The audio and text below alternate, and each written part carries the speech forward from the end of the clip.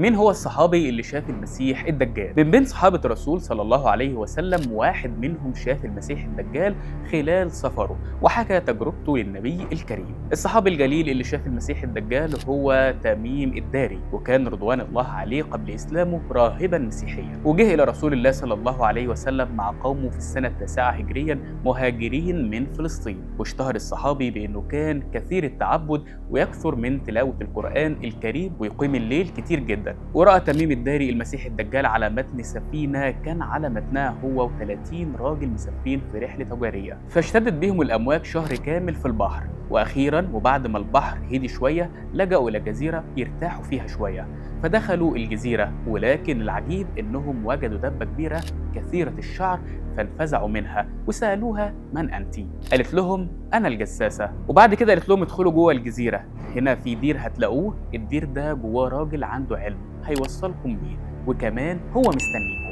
وتفرق الصحابة اللي كانوا في السفينة عن بعضهم خوفا من إنها تكون شيطان، وبعدها انطلقوا كل واحد منهم يجري لحد ما وصلوا للدير، فشافوا فعلا راجل على حسب روايتهم انه اعظم انسان شافوه في حياتهم، ايده ملفوفه حول عنقه ومن بين كعبيه وركبته حديد. وقالوا له: ويلك، من انت؟ قال لهم: انتم على خبر بي، أخبروني من أنتم؟ فقالوا له: إحنا ناس من العرب كنا على سفينتنا واشتدت بنا الموج، فجينا للجزيرة نرتاح شوية، فلقينا دبة وأرشدتنا على مكان الدير وقالت لنا كمان عنك، فجرينا إلى هنا خوفا منها إنها تكون شيطان. فقال لهم: أنا المسيح. وقال لهم الكثير من علامات الساعة، وقال لهم: لقد اقترب خروجي، فأخرج وأسير بينكم، فلا أترك قرية إلا وأهبط بها 40 ليلة غير مكة وطيبة، فهما محرمتان علي. وبعدها رجعوا كلهم للسفينة ومشوا، وأول ما وصلوا شبه الجزيرة العربية جري الصحابي على بيت النبي صلى الله عليه وسلم